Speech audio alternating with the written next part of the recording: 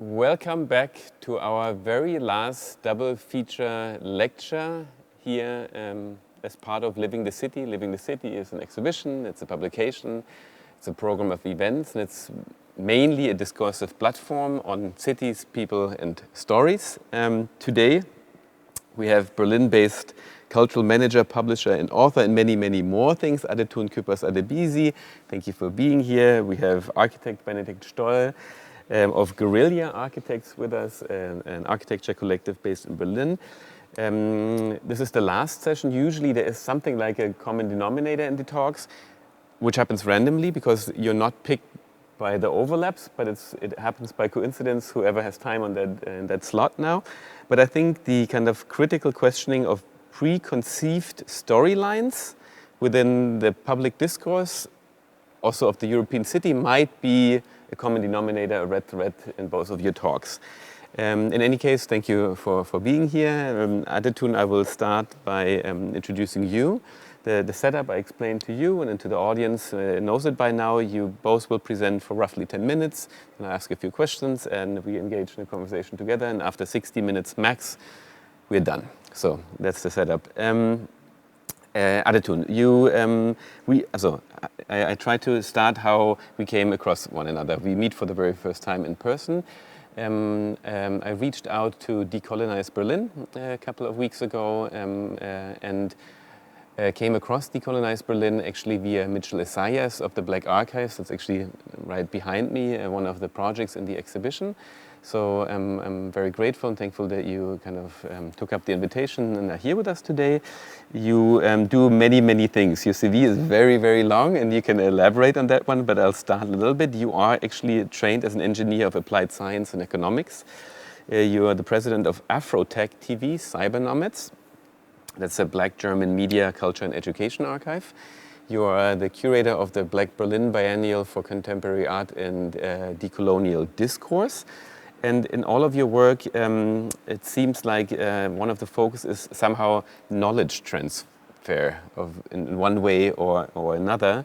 And you do that also through different media, as a curator for exhibitions, but also as a publisher, as an author, as a teacher as well. And it all kind of deals with the impact of culture and media also as a main means of integration or actually disintegration. So that said, the stage or the screen is yours, Adetoun. Thank you very much. Yes, I am like Adetoun Küppers-Adebisi, and I am a curator, and the last curation was Mitte wird gehalten. It was like covering the front of the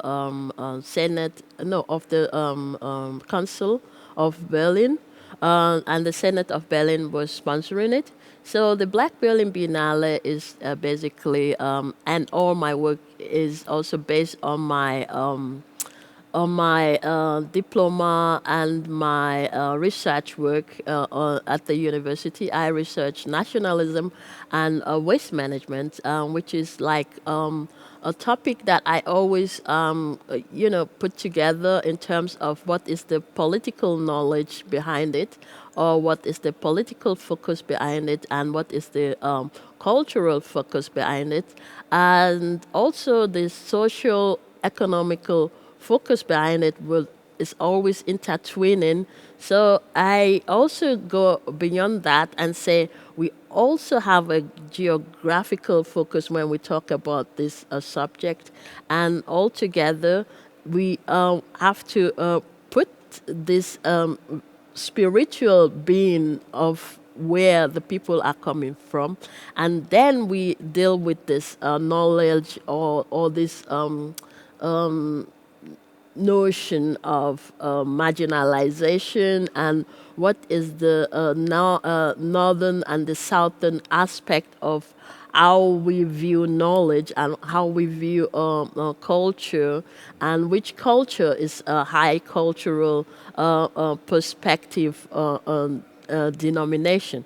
So that's also the part of what and who is publishing from which perspective is very, very important. So that's why also everything we publish is always looking at this format of who is discussing a topic about what, in which geographical stating, and the knowledge of which passport bearer are you, it has to be always be in consideration. And being the southern person in this narrative is also like, is it like, am I acknowledging a marginalization that is coming from the outside? Of course, but the marginalization is nothing that I have to accept, because I have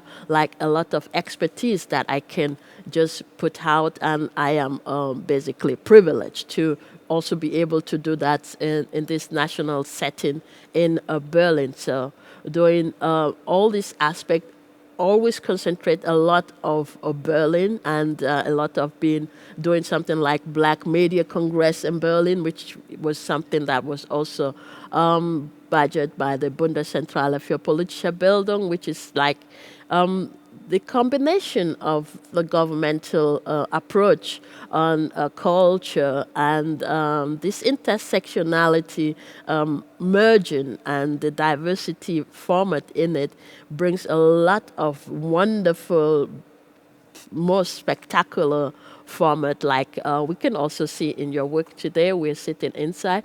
So the Black Berlin Biennale is something we do every 2 years, and the center of our work is Kunsthaus Kuhle, where we live with 20 artists, and live and work with 20 artists. So my last work was in Nigeria, which was Niger Awareness Truck, and I enjoyed it very much.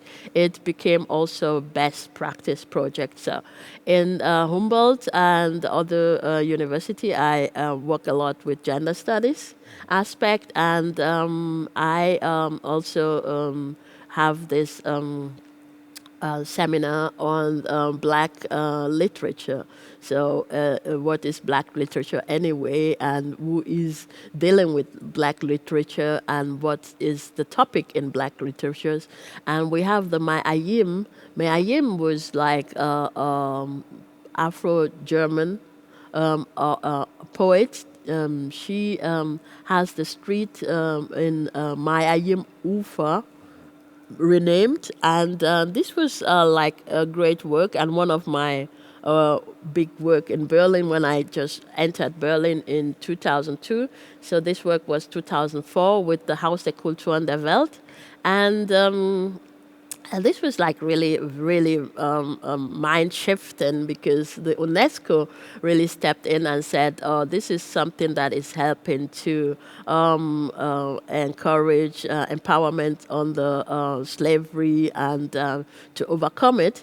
And so from there we focus on work like I created a lot of entity that are NGOs, like the UN, and the sixth region means like in Europe, it's basically all over the world. It's now accepted that the Black diaspora is all over, and that their being and their settings is accepted as the sixth region, like a continent of their own, which is not with a space. It's just like a virtual reality of acknowledgement, which is like a big step already.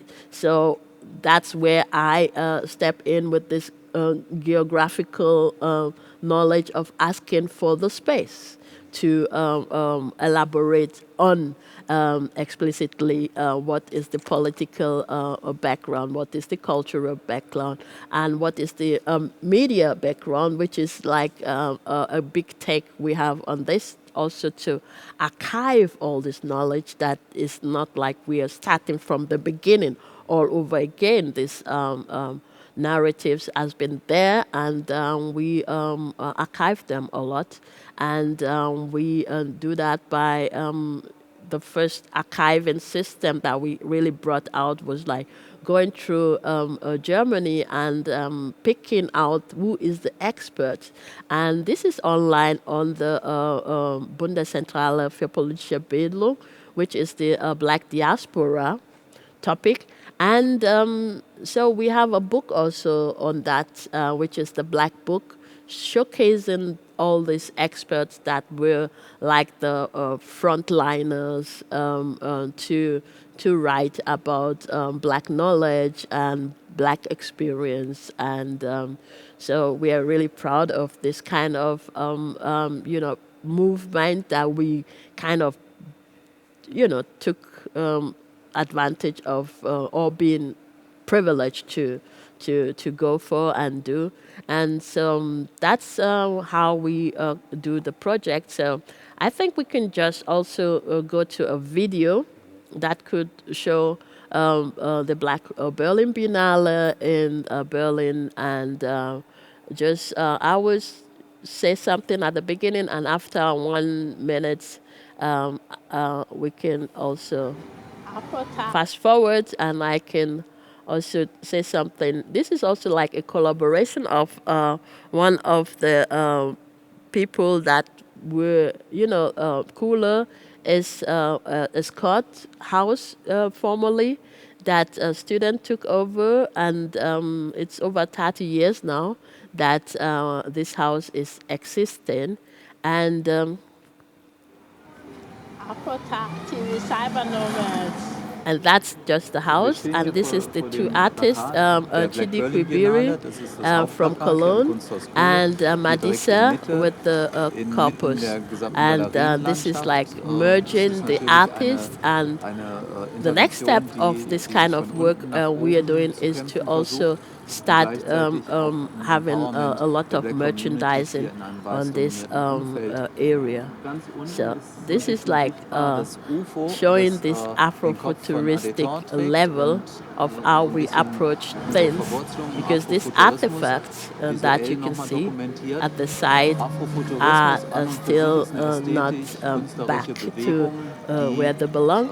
And we do a lot of collage showcasing the Orijalo case and also the mask of this Nigerian culturality.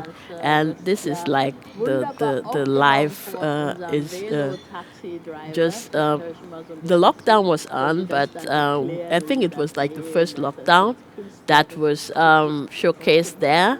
And it's beautiful to also collaborate with Histefa, which is like something that we did the first time, and then afterwards we did it the second time in their installation, just like this one. So it was really interesting, and there's a video to that one too. Maybe you just check it online for yourself.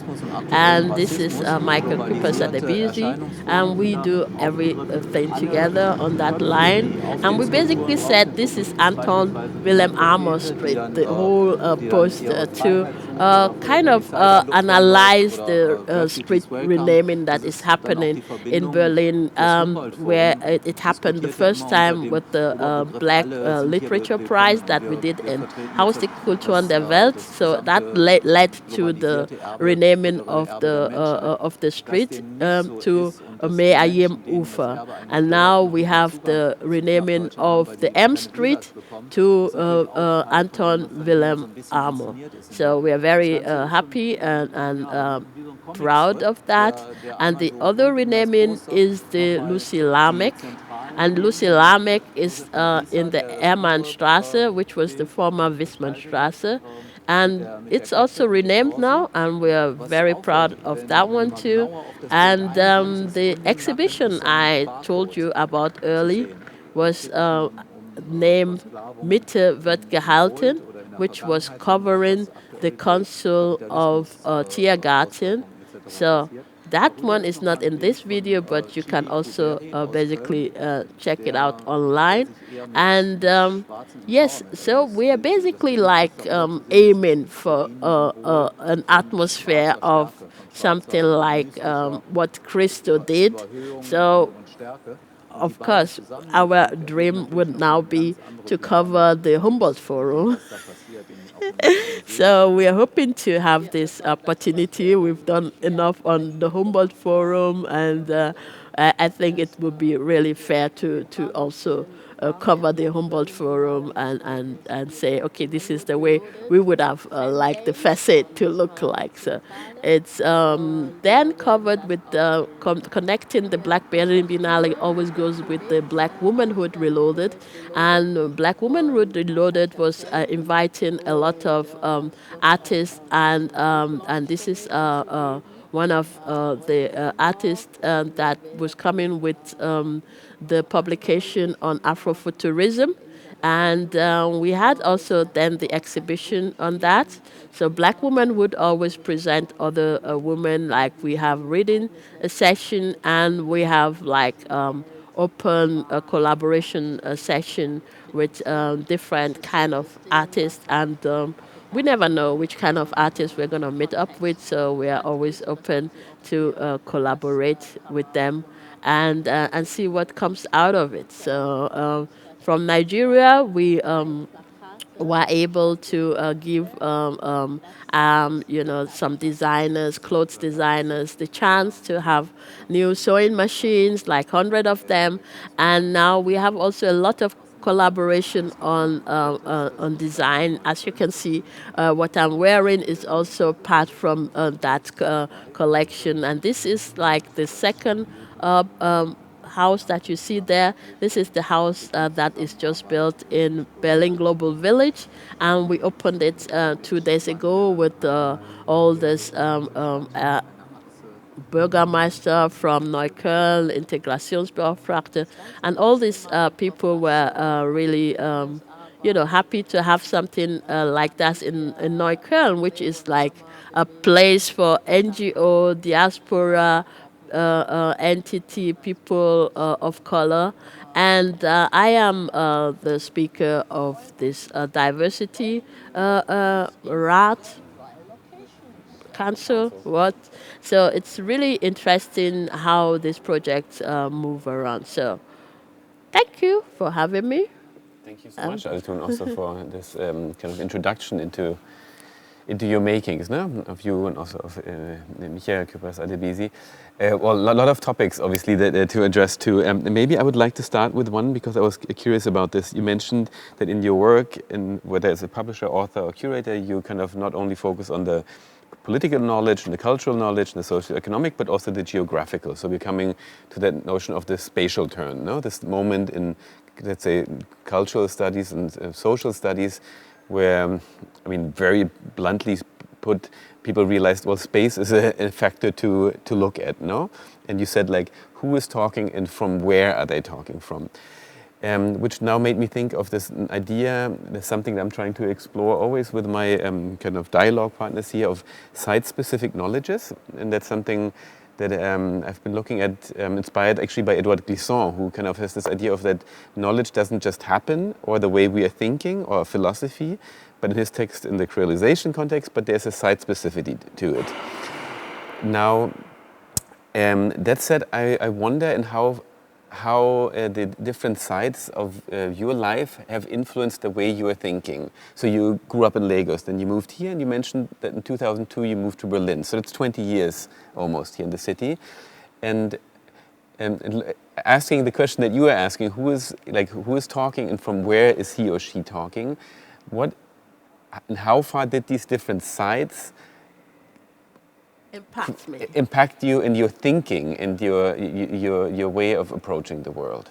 Yes, I think it impacted me a lot, because I grew up like in the notion of being like from this big family of Adebisi, which is like a royal descendant, telling you the history of yourself. So when I came to Germany, I kind of, was 12 years old, and then this, what was happening on the playground was like people calling me like the N-word, and then that was the time where this film Rude was on television, so everybody was like watching this, and every Monday you go back to school and you were like, I don't understand. Because if you're coming from Nigeria, you just don't know that there is this perspective of your skin being so different that people will be calling you out.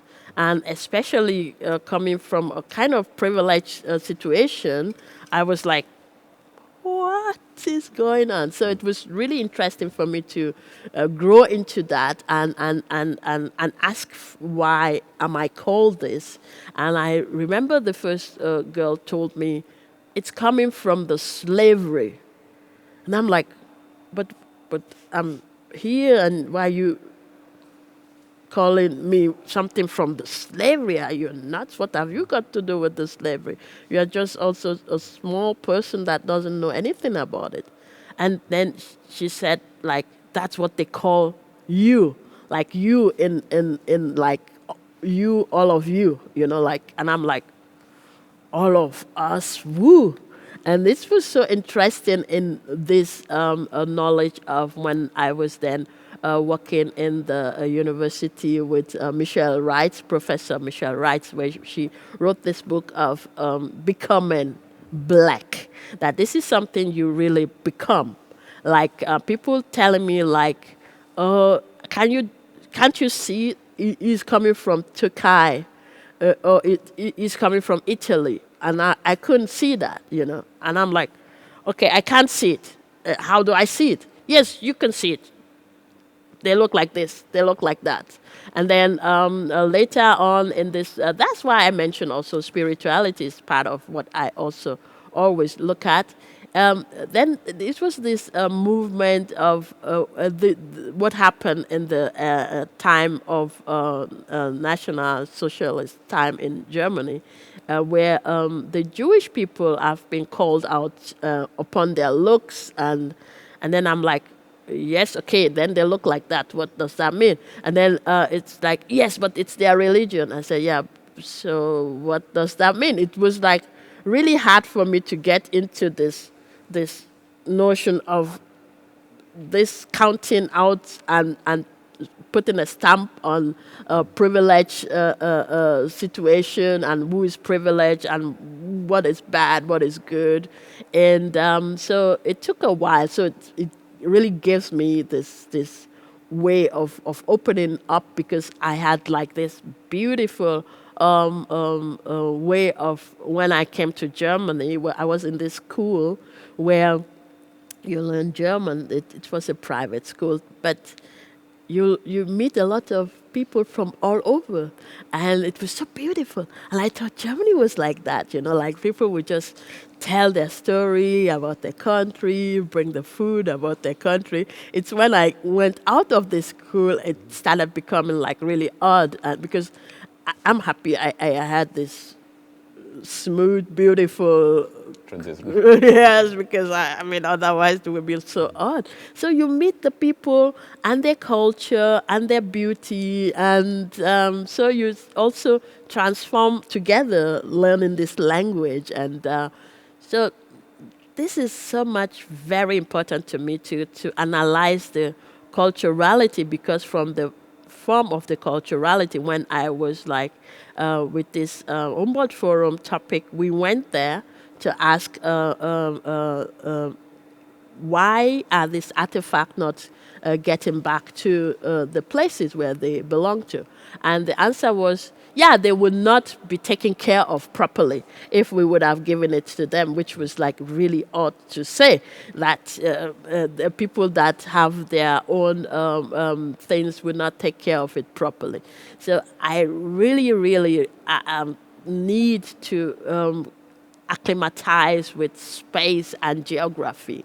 And all these privileges would also show how you are placed in the society, how your language is placed, how your character is placed, just because you have a certain kind of, passport, or you don't have a certain kind of passport. And especially at this time of Corona, how ugly your life can be if you don't have the right passport, because all these ministries are not even open properly at this time to get your things done. And I do like translating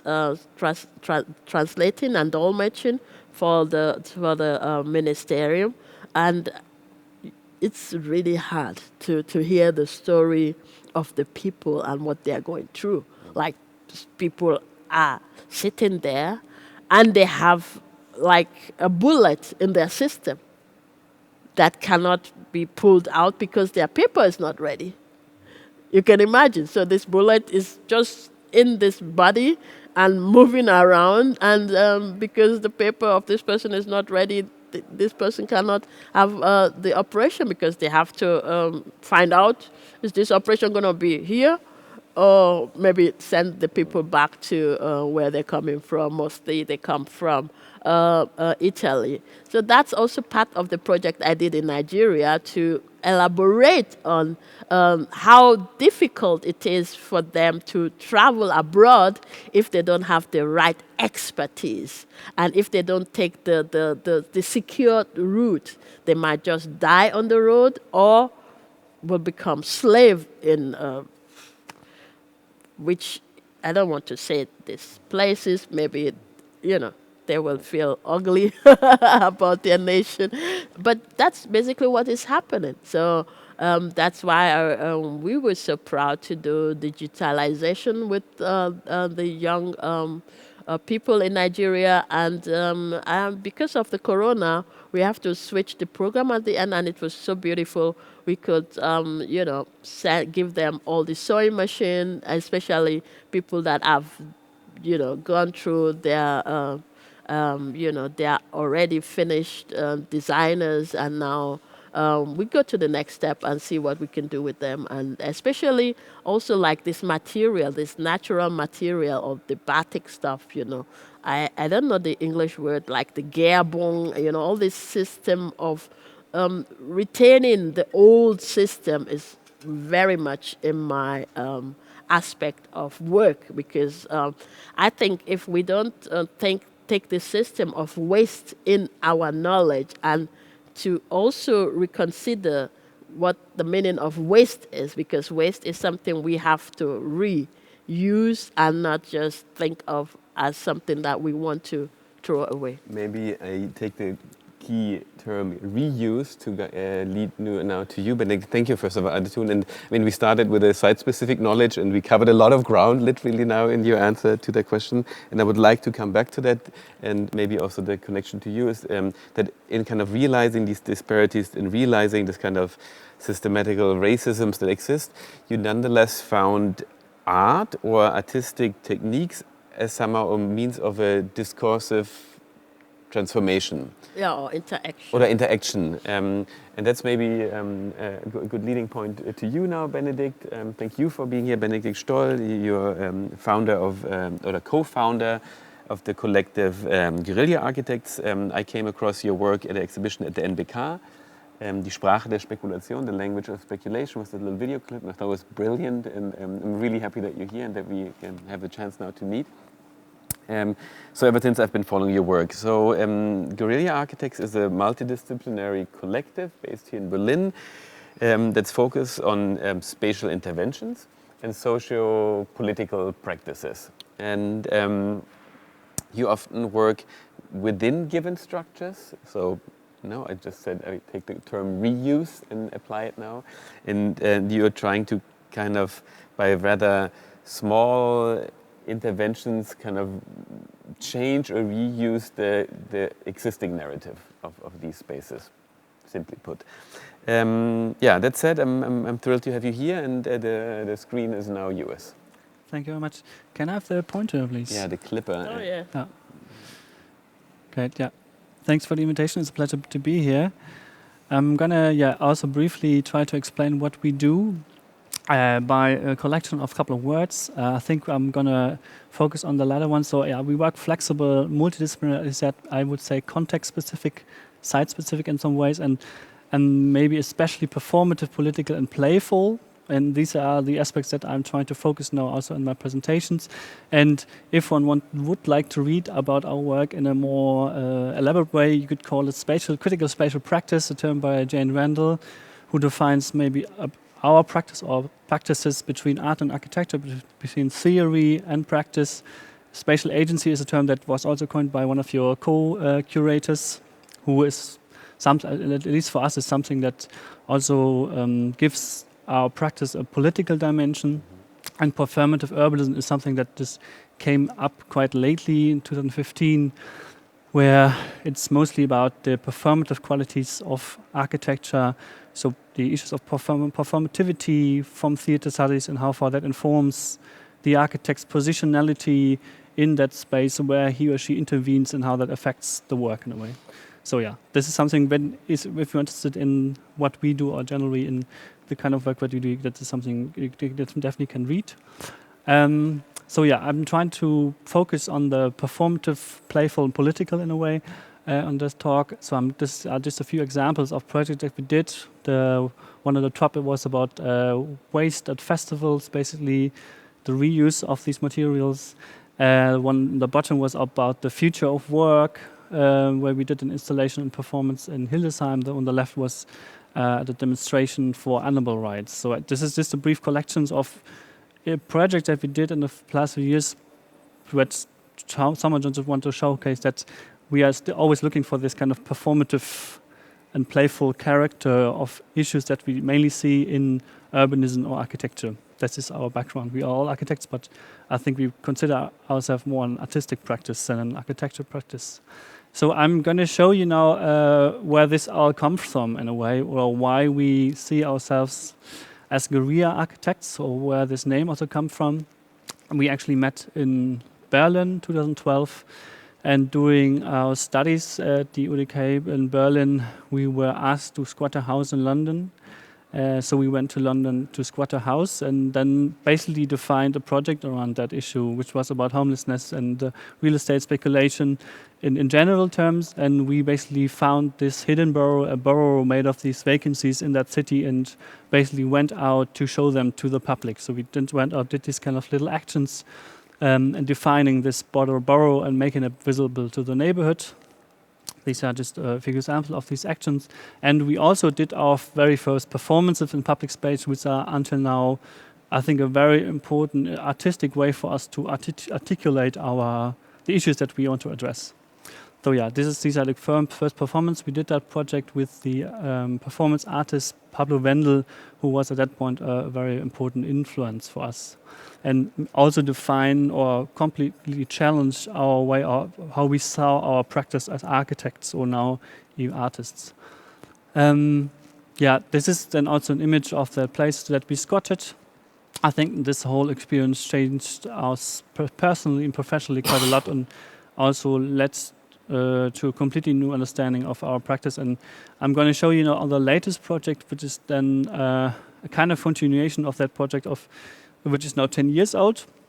I guess, this is maybe also important. The image of us at that time, 2012, where we are still 10 architecture students. We had to go to court actually at that time because the owner wanted to get rid of us. We had to dress up and actually also won the case, and therefore we needed a name. So we said, why just let's call us guerrilla architects. We were presented ourselves as a Berlin architecture office that were not just there to squat a house, but basically were there to occupy a space, but also wanted to give it back to the neighbor, to the community, and address the issues around homelessness and real estate speculation. But that was more or less the founding moment of our collective. And it's good memories at that time, definitely. Now I'm going to switch to the latest project, which is for us the very first professionally produced performance theater piece that we did in collaboration with the director Alicia Agustin and Radialsystem, and has a lot to do with the beginnings, because it also deals with real estate speculation, but this time in Berlin, and also with performances in public space, which are a very important format for us. The whole project started with a research on this bridge. This bridge is actually doesn't exist anymore. It's the so-called Brommi-Brücke, which were destroyed during the Second World War. It looks like this nowadays. So it's basically just this former pillar in between the River Spree, which is which lies in context of one an area of very high land speculation. With this tower is basically the tower with the most expensive apartments in Berlin right now. So an area around Media Spree which has been changing a lot during the last couple of years, but it's still kind of a scar of that former time. And for us, we were really curious what this ruin is and what it stands for and how the area around it changed so much at that time. And then we actually started to map the ownership structures, for example, and talked a lot to neighbors. So we spent a lot of time actually knocking at people's doors and engaging with the community to actually found out some from unheard voices or stories about that neighborhood that changed so tremendously at that time, because the northern part is now completely different as a complete office neighborhood, completely privately owned, and the southern part is a typical Kreuzberg neighborhood. So there was a lot of tensions around, again, real estate speculation that were really interesting, and especially also interesting to tackle these issues now in Berlin, because they are now all over the place. And at that time where we did that, I think 2 or 3 years ago now, it was a rising topic that we wanted to address in the city where we all lived. I'm going to show a brief video now, which is the first installation and performance. And due to the pandemic, we couldn't really do performances in public place, but we had to start with this installation at Radial System, which had to deal with our own responsibility as architects or artists on areas like that we research on.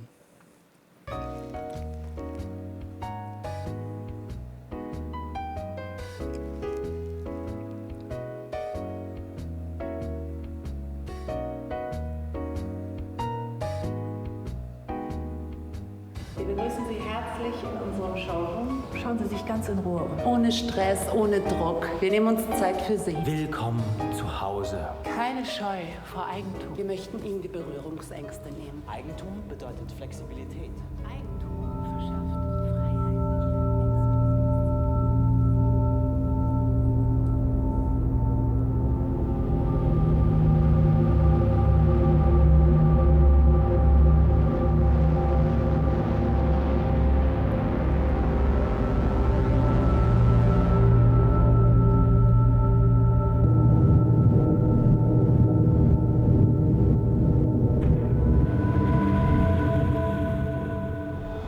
Es gibt im Moment in der Architekturszene ganz viel Druck, weil es gibt diese großen Investoren, die kommen aus Amerika oder Russland oder so und die kaufen dann ganze Areale. Und natürlich ist das für die Architekten ist das jetzt eine große Chance, um viel Geld zu machen, aber die Menschen...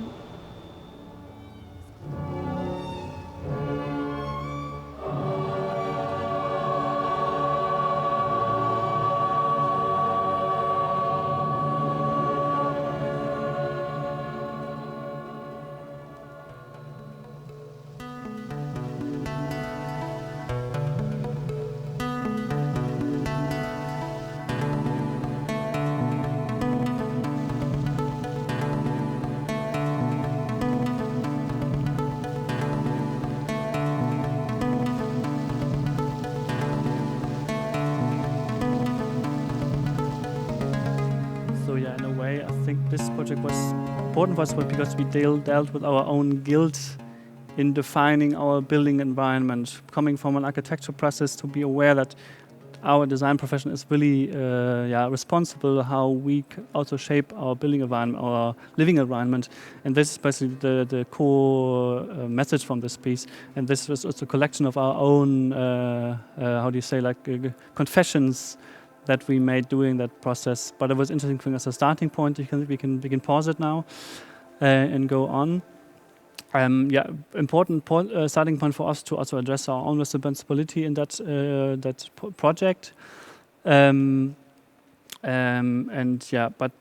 actually the whole point was to not just make a complete research about the issues that we intended, but create situations like this. This is actually a shot from the movie that we did to use performances in public space to create an audience in the neighborhood that is not really aware of being an audience. That is really key to us in a way from the very beginning with these blue shirts that we had in London to now, to see how far this practice of performance that also can be used in the street, in the public, to define, to open up new space of discussion in a way, and then create something like this, which is really, really funny. That guys had a lot of barbecues at that bridge, at that point where we shot a lot of from the movie, and engaged with us quite a lot, and was interesting to create these moments a lot, and then also incorporate them in the movie.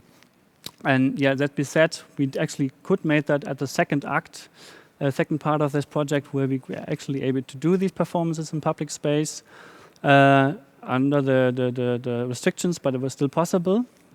And I think this is really key in how far we can also always engage an audience to issues that we raise, and not just showcase them in an exhibition or a studio space in a way. And I think that is definitely a key part to the way we see our practice. And I think we can also see a very short video of that. I'm not going to show the whole thing, but to give you an idea how these performances in public space look like, this is a part of the second act. And in this part, we mainly concentrated on finance and how far finance shapes the housing market in Berlin. And that was really a difficult task for us to tackle this, is because we were, even as trained architect, not really able to grasp this issue within the production of 6 weeks, dealing with the whole finance market behind this under control of the building sector and in general. And we found, for example, in a house where one particular American investor was actually winning a place due to speculation of land and other issues. We tried to kind of tackle these really general abstract issues, and again bring them into the discussion with the neighborhood in a way, but also then with this theater audience.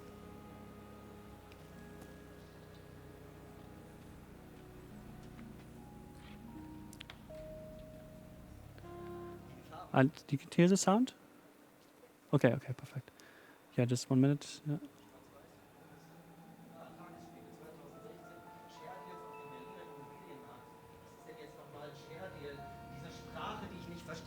Schon längst hätte verstehen sollen, schon so oft gehört, was ist am Share Deal? Ich kaufe eine Firma, ich kaufe einen Gut, ich kaufe einen Teil von einem Teil von einem Teil von einem Teil von einer Firma.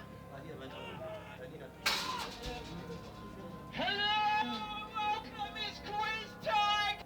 Are we in a Milieuschutzzone?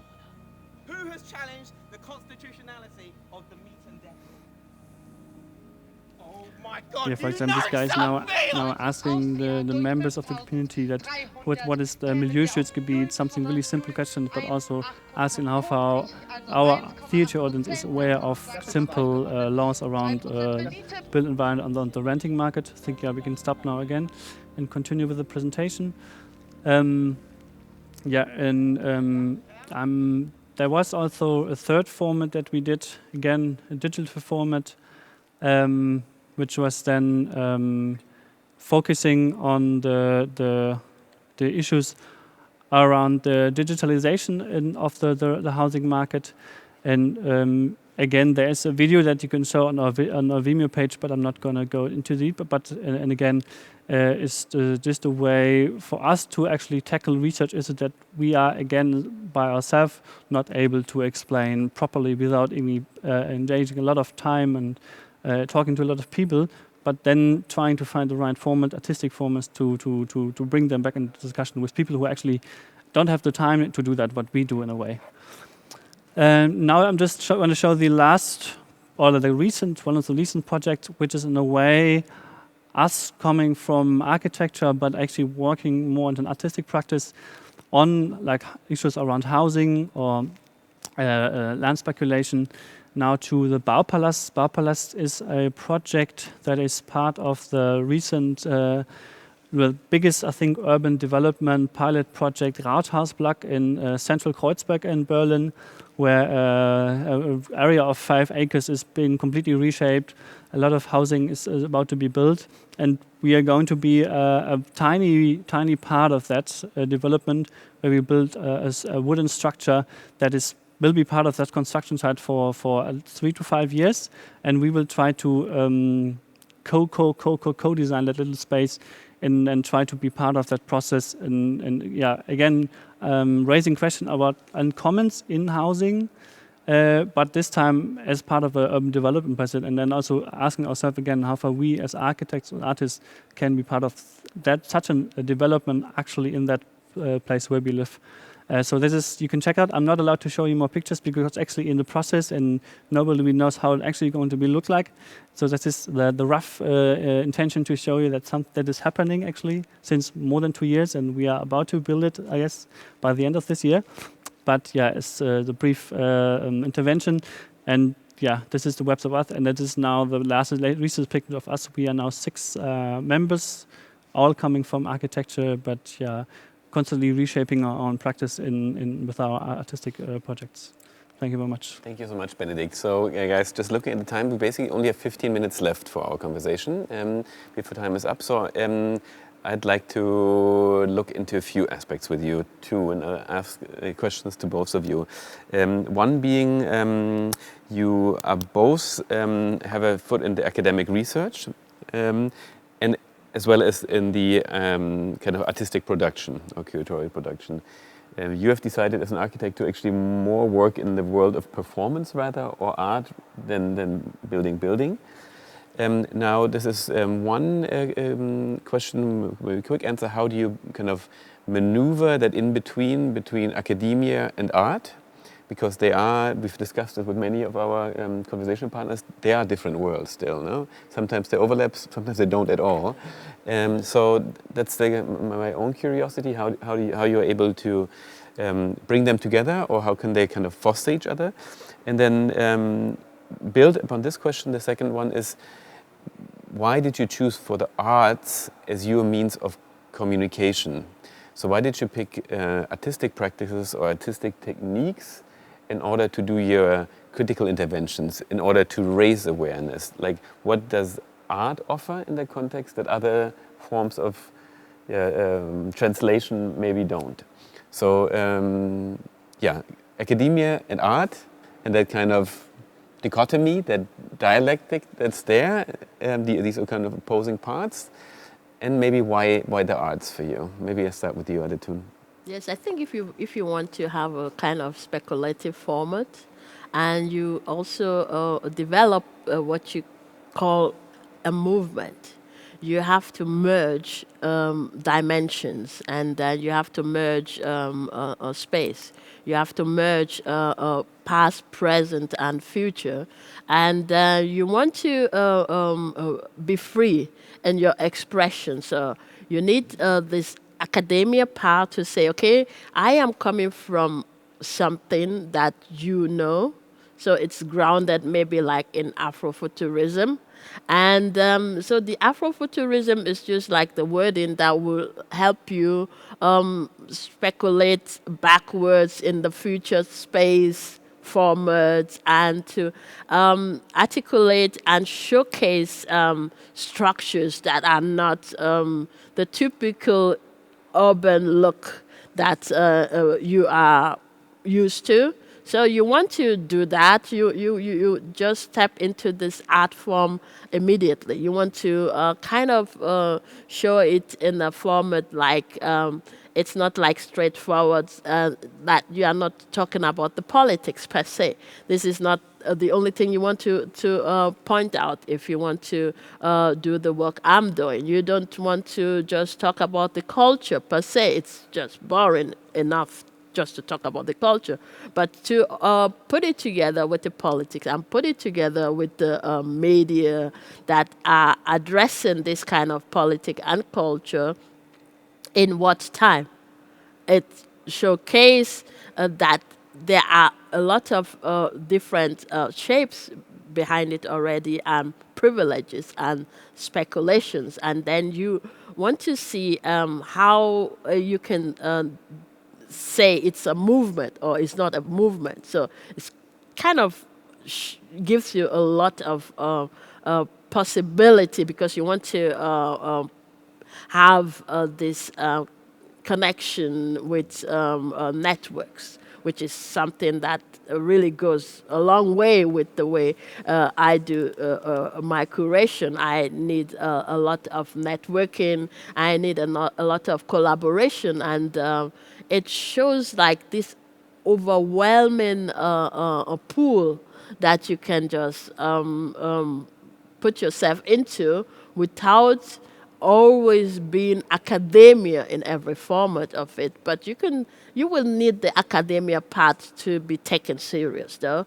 So that's just to dump waste somewhere would not be, if you don't have an academia background that will elaborate what the meaning of this waste speculation is that you are putting out. So it goes a long way with what is the future perspective that you are aiming at, and what is the back view of it, and you are in the now, and the now is basically the merging of the past and the kind of throwing the view to the future. So I think art is just the form of relating to a lot of trauma, and then choosing to empower yourself out of the trauma, and then you will elaborate with your art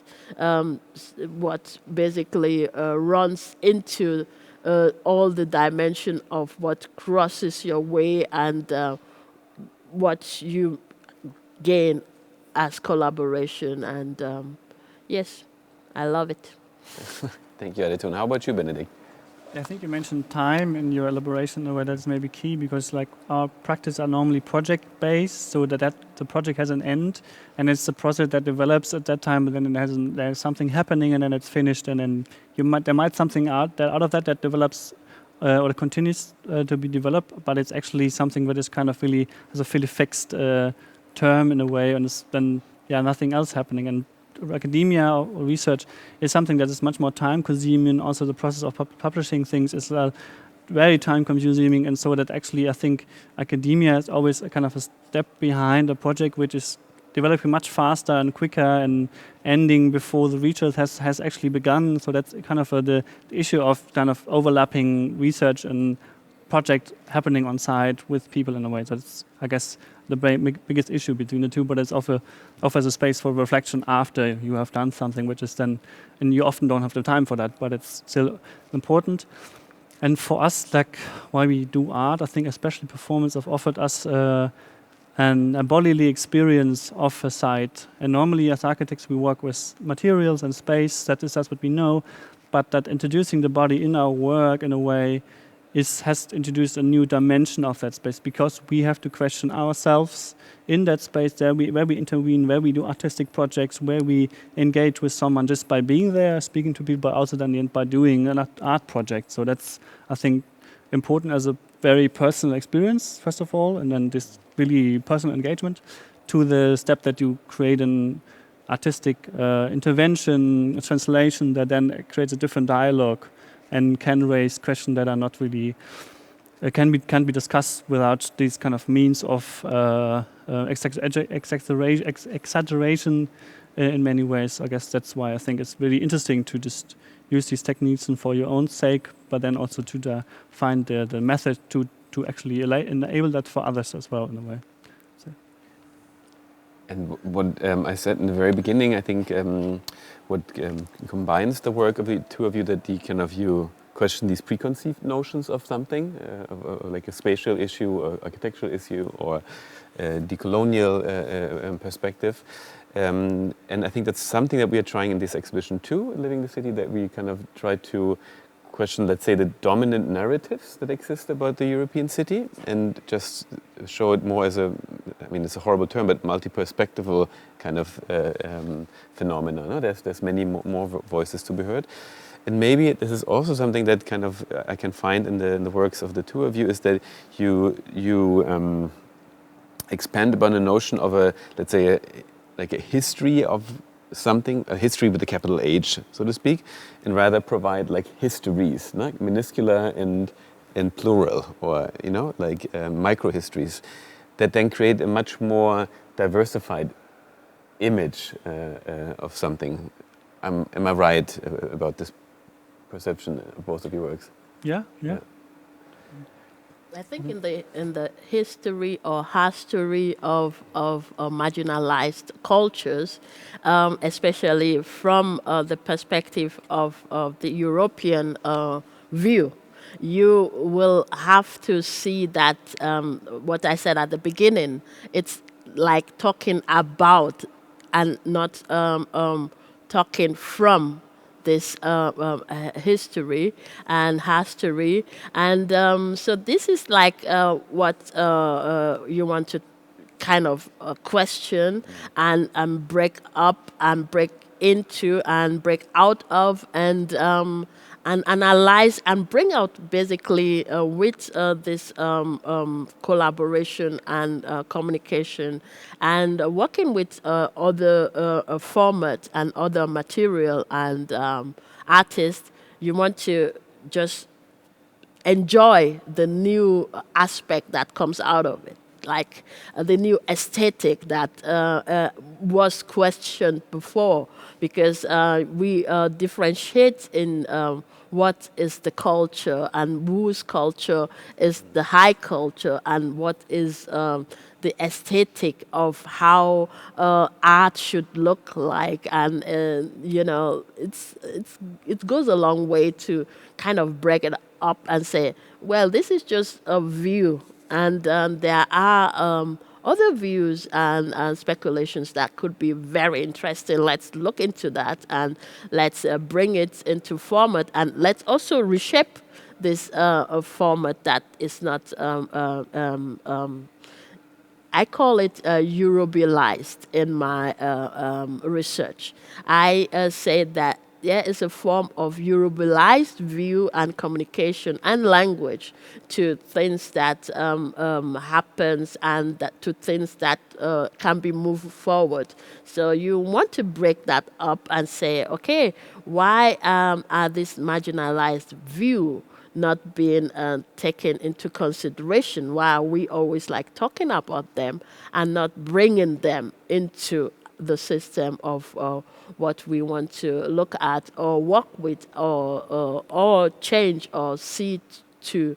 And we are seeing a lot of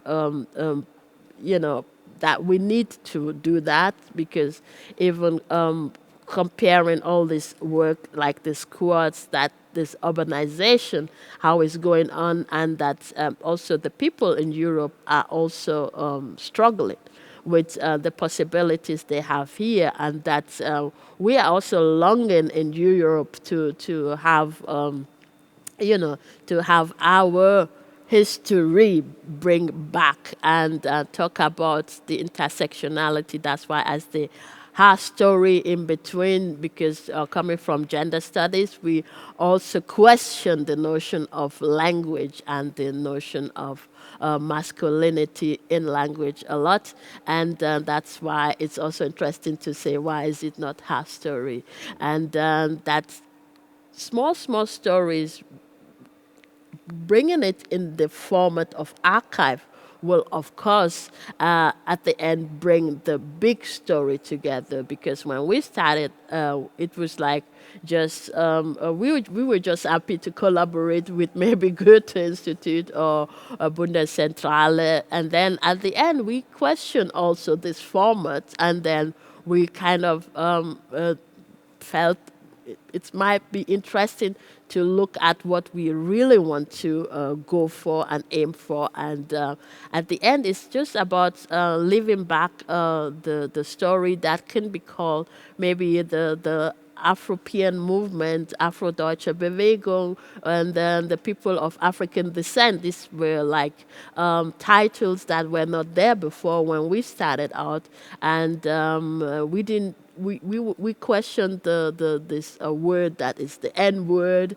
and we're like happy that this street is renamed this M Straße, because these are like the history that was being put on the head of the people, and we needed to create our own culture. And to create your own culture, you have to step into at least these three timelines, and then a lot of the story needs to also have a space, and that's why we kind of do a lot of covering spaces with our images, and yes. Thank you. Yeah, our time is running up. I get a sign here already. The hour is almost over. Thank you both so much for joining me here in the exhibition. This, as I said, is the last of the double feature lecture series. And we hope that with these discussions, we were able to kind of raise some questions and kind of raise the curiosity maybe of also the listeners or the viewers. We're not providing any solutions, obviously. We're not providing any answers, but nonetheless, I think the discourse is what's so important, and both of you are key players in that. So I'm grateful and thankful and honored that you are here. To you, the audience, it's been a pleasure. It's been a long ride. I did not count, but it's been many, many guests with us. And I wish you all the best. Stay safe.